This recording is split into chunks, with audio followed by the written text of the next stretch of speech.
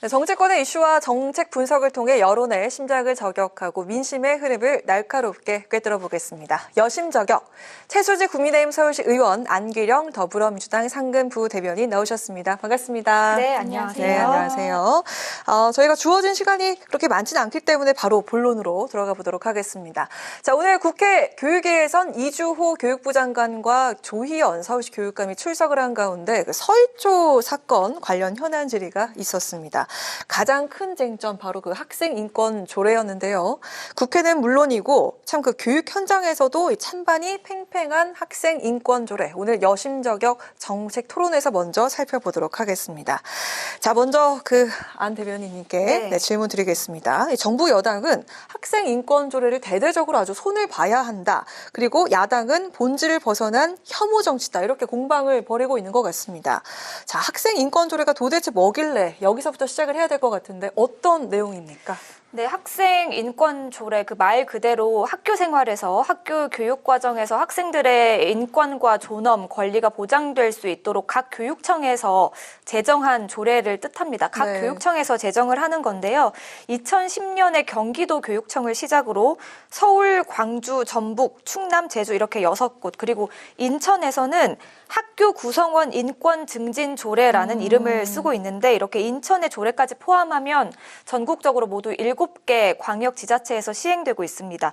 지역별로는 차이가 있지만 보통 헌법에서 보장하는 그 신체의 자유인 두발의 자유를 포함해서 체벌 금지 그리고 뭐 강제적 자율학습 금지 등의 조례가 이 근거에 이제 이 조례의 근거에서 실행되고 있습니다. 네, 2010년부터 이렇게 시행이 됐는데 자, 학생을 인격체로 본다는 점에서 참 이게 긍정적이다라는 평가도 처음부터 좀 많긴 했었던 것 같습니다. 근데 반면에 그간 그 폐지 주장도 꾸준히 있어 왔던 것 같은데요.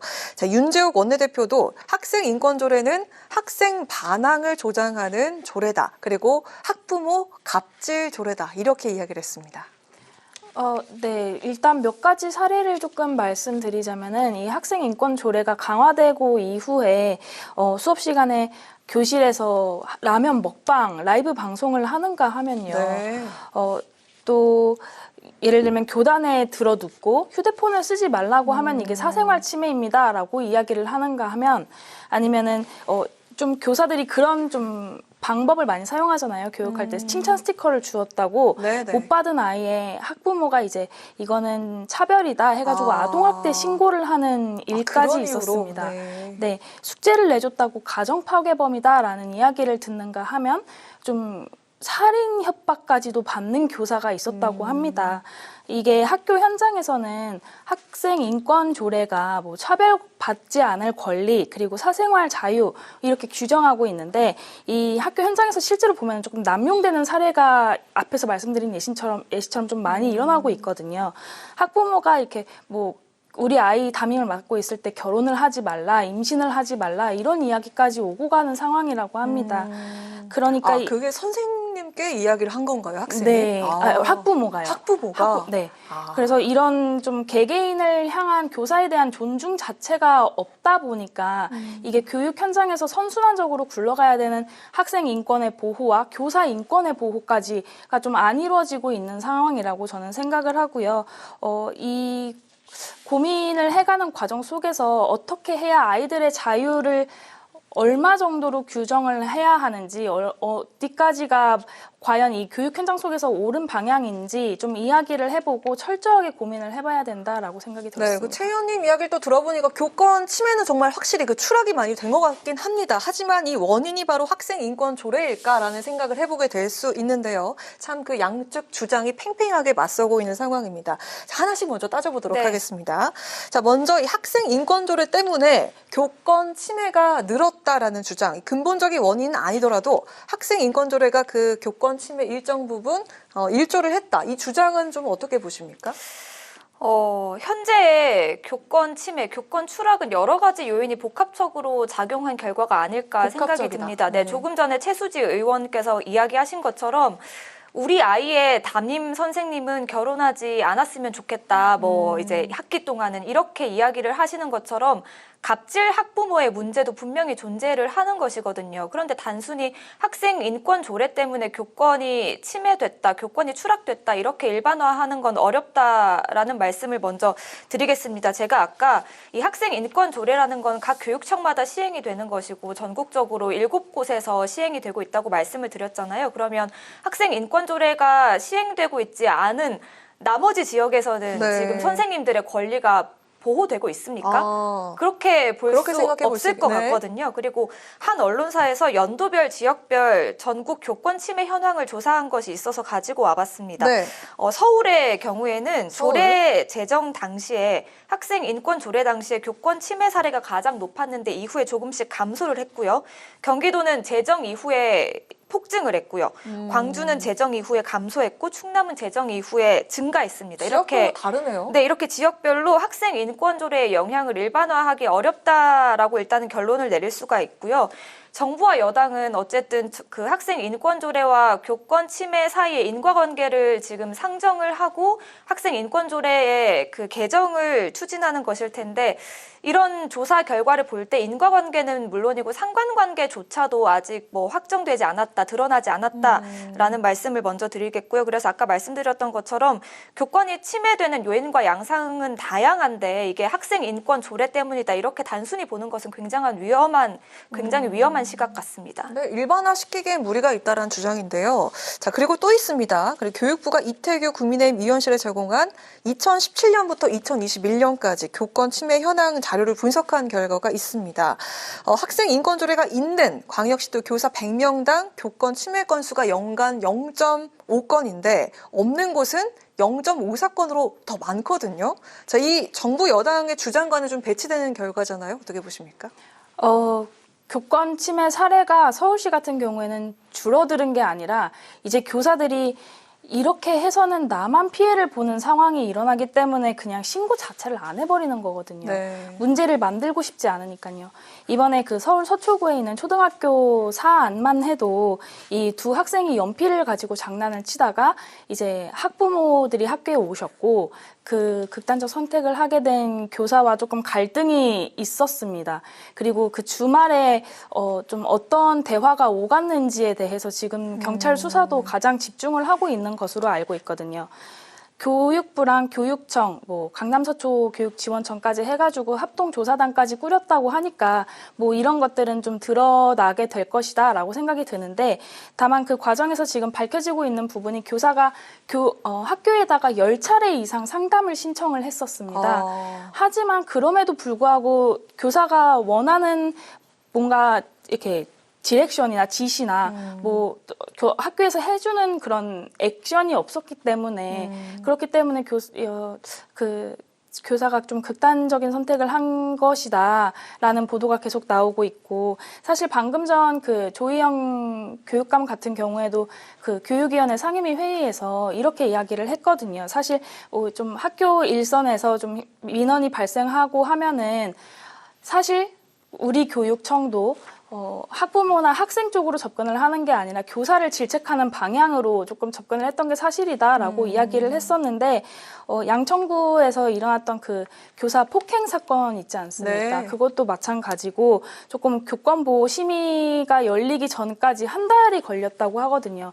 좀 이런 교사를 보호해 주려는 행동이 없었으니까 좀 이렇게 일어나는 거고 교권 침해도 교사가 그렇기 때문에 두려워서 차마 그 다음 행동을 취하지 못하는 것이 아니었을까 생각이 들었습니다. 그 최수지 의원님 말씀을 들어보면 그거잖아요. 학생 인권 조례와 그 교사 인권이 같이 이제 학생 인권과 교사 인권이 같이 보호돼야 된다라는 뜻으로 저는 이해를 했는데 그러면 서울시 의회 소속이시니까 제가 한번 여쭤볼게요. 조희연 서울시 교육감이 교권 보호 조례안을 지난해에 발의한 것으로 알고 있습니다. 네. 선생님들의 인권을 보호하겠다면서요. 그런데 그 서울시 의회에서 국민의힘 소속 서울시 의원들의 주도로 실효성이 없다는 이유로 이게 반대가 되었다고 들었거든요. 그러면 어쨌든 그 국민의힘 쪽에서는 뭐 이제 교권 보호에 대해서 큰 책무를 다하지 못하고 지금 이 정쟁화만 시키는 거 아닌가라는 의문이 들 아마 수밖에 없거든요. 경향이나 KBS 보도만 보신 것 같은데 반박 보도는 못 보셨나 봐요, 아직.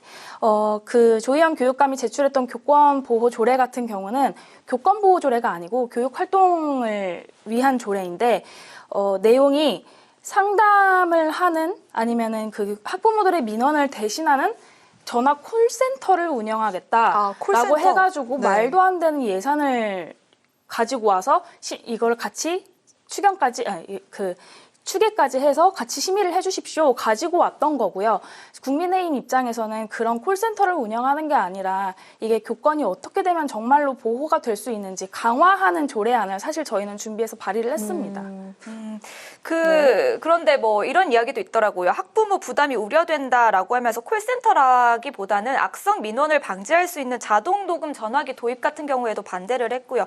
어쨌든 국민의힘 서울시 의원들의 주도로 반대를 하신 거잖아요. 학생 인권 조례 같은 경우에는 과도하게 학생 인권을 보호한다고 하면서 지금 조희연 교육감이 발의한 것은 과도하게 선생님들의 인권을 보호한다는 이유로 저는 반대했다는 이유로 들리거든요. 저는 좀 앞뒤가 맞지 않는 말이라고 생각합니다. 이 조례안은 상정하지 않은 거고요. 국민의힘에서 대안을 제시해서 이번에 상정을 한 겁니다. 네.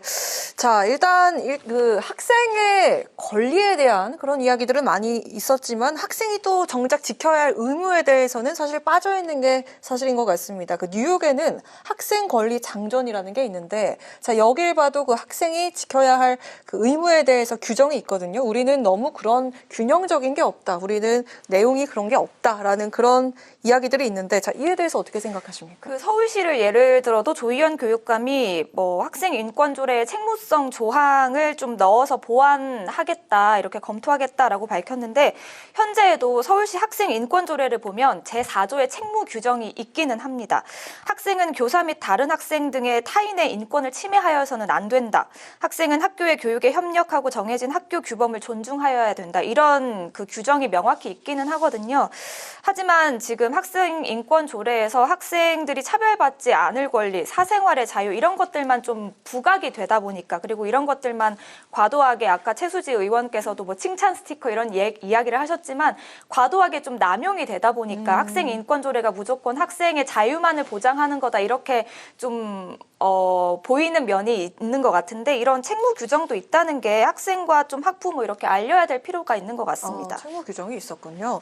자, 한편 그 여당 안에서도 의견이 좀 분분한 것 같은데 조은희 의원과 허은하 의원, 이준석 전 대표는 이 학생 인권 조례와 또 교권 확립은 제로섬 게임이 아니라 뭐 승자나 패자가 따로 나눠져 있는 게 아니다 이렇게 얘기를 했고, 학생 인권 조례를 손보는 방식으로 문제를 해결해서는 안 된다 이렇게 주장하고 있거든요. 사실 이게 손본다라는 뭐 폐지나 저희가 뭐 개정안을 내는 이런 방식이 잘못되었다 이렇게 반대를 하는 게 아니라 사실은 이 기초 틀 자체가 바로 잡히지 않는 이상 좀 대대적인 변화를 이끌어내는 데는 한계가 있다라고 이야기를 한 것으로 저는 들었고요. 조례 개정이나 폐지를 통해서 하는 방법이 사실은 가장 빠른 방법일 수도 있습니다. 또 효과적으로 조례안이 공표되는 순간 효과적으로 조금 이루어질 수도 있다고 저는 생각을 하는데, 그 후에 이제 이 기초 작업이 어떻게 이루어져야 정말 실질적으로 교권이 보호가 될지 이런 것들은 고민을 해야 된다라는 데는 전 동의를 하고 있습니다. 네. 자, 그리고 두 분께 이거 하나 여쭙고 싶은데, 오늘 교육계에서 교권 침해 사실을 학생부에 기재할 것이냐 이걸 놓고도 공방이 벌어졌습니다. 확실하게 페널티를 줘야 한다, 아니면 소송만 남발하게 된다. 여기에 대한 입장을 먼저 한번 들어보겠습니다. 교권 89%가 이 생기부에 기재하는 것에 동의를 했다고 합니다. 대부분이군요. 네, 10명 중 9명 꼴인데요. 또 허위 반복 민원이나 신고에 대해서 이 교육청이 무고죄 아니면 업무 방해죄에 대한 고발 대응을 같이 도와줘야 한다라는 답변이 99.8%였습니다. 그리고 형사처벌 규정에 해당하는 이 교원지휘법에 교육청이 수사기관에 직접 고발할 수 있게 하는 것을 지키고 있지 않다라고 하는 응답이 97.1%였습니다. 저번 주에도 사실 이 자리에서 이야기를 했지만 교사도 인권이 지켜져야 합니다. 그래야 교육 현장이 좀 올바른 방향으로 굴러갈 수 있다고 생각을 하고요. 제가 아까 말씀드렸다시피 서울시의회에서 이번에 국민의힘이 발의한 조례안 같은 경우에는 학생 권리와 함께 책임, 의무사항까지도 정확하게 병시를 하고요. 그리고 교사가 학생 생활 지도권을 어느 정도까지 가질 수 있는지 명시를 하고 또 교육활동 침해 행위에 대해서 어떻게 조치를 할지 명시를 하고 또 악성 민원 방지 시스템을 같이 좀 구축해야 된다라는 내용을 담고 있습니다. 네. 그 학생부에 기재하는 문제는 조금 더 심도 있는 논의가 필요하지 않을까 싶습니다. 교권 침해 활동이 학생부에 기재가 되면 학교폭력 사례처럼 교사들을 상대로 후속 소송이 남발이 될 수 있거든요. 그러면 또 다른 교권 침해로 이어질 수 있기 때문에 이건 조금 더 논의가 필요한 문제 아닐까 싶습니다. 네, 알겠습니다. 정말 그 교사에게 권위가 아닌 존중을 그리고 권력이 아닌 인권을 보장해달라라는 그 교사들의 외침을 우리 정치권이 새기면서 해법을 찾아주길 기대하도록 하겠습니다. 자, 현안에 대한 이야기 좀 나눠볼까 하는데요. 여야 강대강 대치가 한층 더 심화가 될 것 같습니다. 오늘 그 사실상 지명자였던 이동관 특보가 결국 새 방통위원장에 공식 지명이 됐는데, 자, 이와 함께 윤 대통령은 인사청문 보고서 채택이 최종 불발된 김영호 통일부 장관 임명까지 재가를 했습니다. 적임자다 아니면 국민 무시다. 공격과 방어 들어보도록 하겠습니다. 먼저 공격 들어볼까요? 국민의 여론과 야당의 요구를 철저히 묵살한 결정이죠. 극우 유튜버인 김영호 장관의 경우에는 말할 것도 없고요. 이동관 특보 같은 경우에는 어떻습니까? MB정부의 언론 장악 기술자, 방송 탄압 기술자 이런 별명이 붙은 사람 아닙니까? 그리고 이미 국정원 문건 등을 통해서 이동관 특보가 MB정부 시절에 얼마나 언론 길들이기를 위해서 많은 일들을 자행했는지 드러났습니다. 방송사의 인사를 마음대로 교체하고요. 프로그램도 바꾸고요. 그리고 진보 성향 신문의 광고 수주 동향까지 파악을 한 사람입니다. 그런데 이런 사람을 다시 방송통신위원장에 지명을 하면서 가짜뉴스와의 전쟁을 선포했거든요.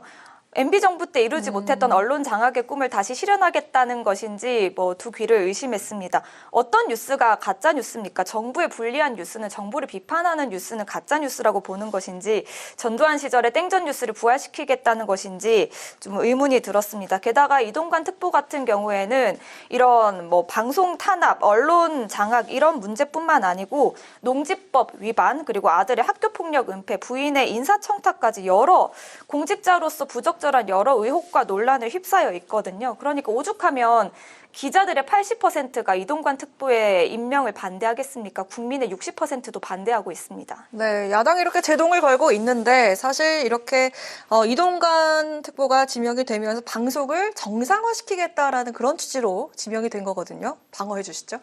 네, 먼저 말씀드리고 싶은 거는 사실 문재인 정부 전 정권도 마찬가지였습니다. 제가 보니까요.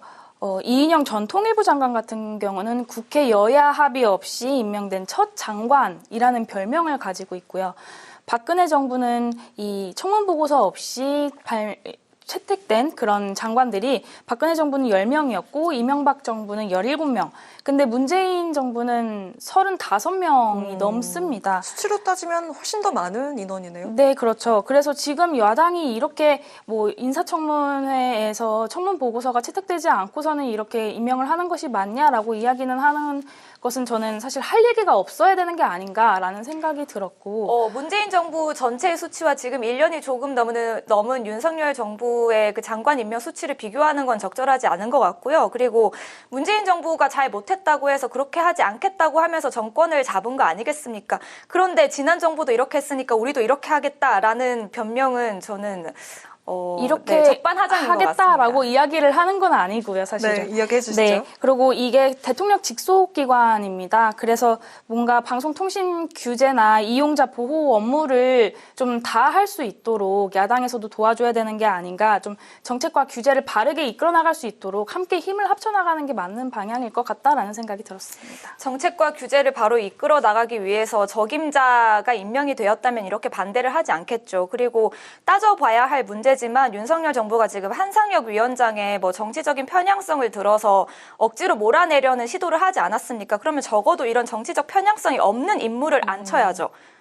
앞뒤가 맞지 않은 일을 지금 하고 있다는 말씀을 드린 한상혁 전 것입니다. 장관 같은 경우는 지금 편향성이 있었다는 게 감사원에서도 나왔고 이게 판결이 났기 때문에 그거를 같이 비교를 하는 건 옳지 않다고 생각합니다. 이동관 특보야말로 정치적 편향성이 있는 인물이죠. MB 정부 때 지금 이런 일들을 자행했고 윤석열 정부에 특보를 하고 있지 않습니까? 전혀 이 공정성이 없는 인물을 방송통신위원장에 앉힌 것입니다. 네, 정말 여야 대치가 장기화가 될 것 같다는 생각이 들고요.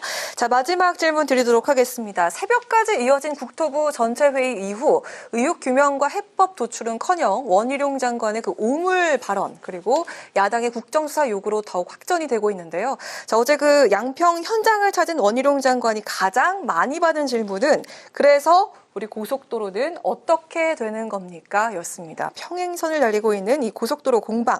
자, 어디에서부터 다시 출발하면 좋을까요? 사실 오물 발언이 좀 논란이 되기는 하고 있는데 그게 사실은 이 양평의 오랜 수건 사업이고 어떤 게 좋은 노선인지 주민 설명회를 열고 이제 정해가겠다는 과정에서 특정인 게이트, 특정인 로드로 이렇게 몰아가는 야당의 정쟁화 시도를 좀 그렇게 이야기를 한 것 같더라고요. 야당이 계속해서 정치적인 싸움만 만든다 이렇게 이야기를 한 것으로 저는 해석을 했습니다.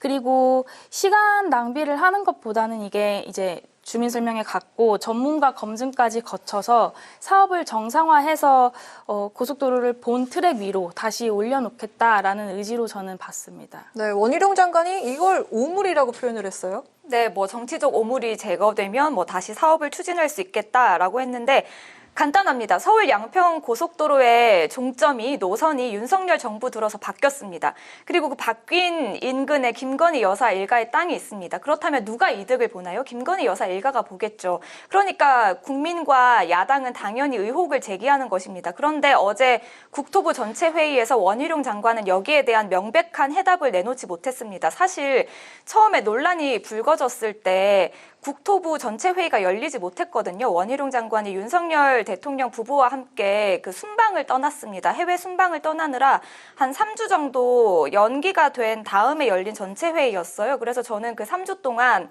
원희룡 장관이 굉장히 많은 준비를 하고 나왔을 거라고 생각을 했는데 어제 보니까 뭐 자료 같은 경우에도 없다고 한 자료가 한준호 의원은 들고 있고 이런 뭐 허술한 모습을 보였어요. 의혹도 하나도 해소하지 못하고 그러니까 저는 양평 주민들을 찾아가서 이제 여론전 거짓 선동에 나선 것이라고 보는데요. 거기에 가서 주민들을 상대로 이제 가짜 궤변을 늘어놓는 것이야말로 저는 정치적 오물이라고 생각을 합니다. 그러니까 주민들로부터도 원희룡 장관이 정치쇼 하지 말라 이런 이야기를 듣는 거 아니겠습니까? 네, 양평 고속도로 관련한 이야기를 저희가 3주째 계속 이어서 하고 있는 것 같은데 계속해서 해법은 나오지 않고 있는 상황입니다. 오늘은 여기까지 들어보도록 하겠습니다. 자, 지금까지 최수재 국민의힘 서울시 의원, 안기령 민주당 상근 부대변인과 함께한 여심 저격이었습니다. 두 분 고맙습니다.